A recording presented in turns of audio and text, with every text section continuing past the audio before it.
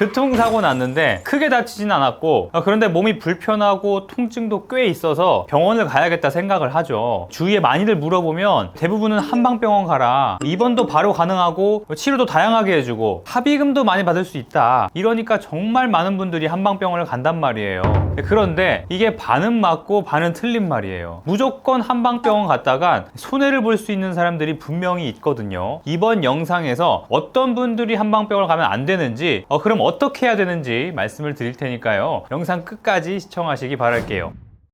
억울하게 교통사고 피해자가 됐지만 차선 변경 사고라든지 교차로에서 사고가 나서 어쩔 수 없이 일부 과실이 있는 분들이 있죠. 이런 분들은 무조건 한방병원 가서 지속적으로 치료를 받다간 나중에 합의금 받을 게 없어집니다. 왜 그러냐면요, 나중에 합의금을 받을 때 치료비의 내 과실 부분만큼은 못 받기 때문인데요. 예를 들어 치료비가 500만 원이 나왔어요.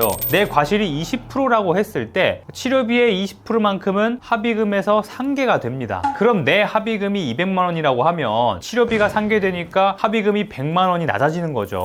과실이 많아질수록 이런 손해가 커집니다. 물론 나는 내가 원하는 치료받는 게 더 중요하다, 그러면 상관이 없는데 지금은 합의금 측면에서만 볼 때 말씀을 드리는 거예요. 그래서 과실이 좀 있는 분들이 한방병원을 가고자 한다면 하루 이틀만 입원을 하고요, 보험사와 조기에 합의를 보는 것이 가장 현명한 방법이라고 볼 수 있습니다. 원하는 만큼 치료 다 받고 합의금도 잘 받는 건 어렵다고 보시면 돼요.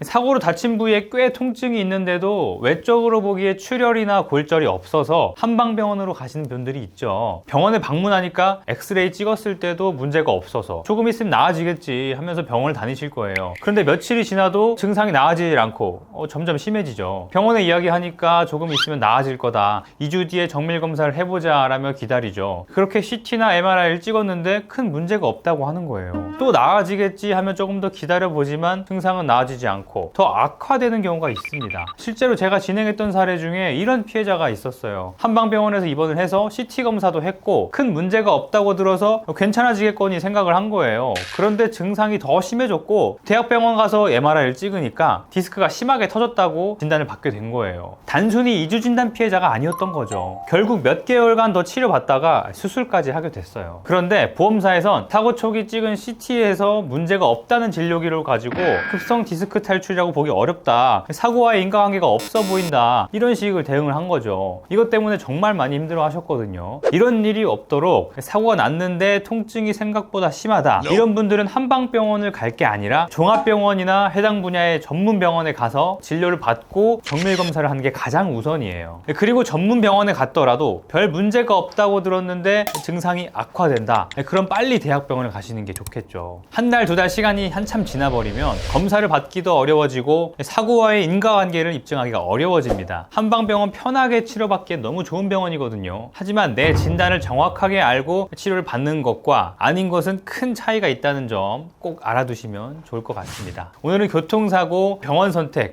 신중하게 선택하시면 좋겠다는 생각에 영상을 제작해봤습니다. 많은 분들이 억울하게 손해보지 않도록 잘 대처하시기 바랄게요. 앞으로도 교통사고, 보험 보상에 관한 꿀팁 정보들을 꾸준히 알려드릴 테니까요, 구독해 놓으시기 바랄게요. 영상 끝까지 봐주셔서 감사합니다.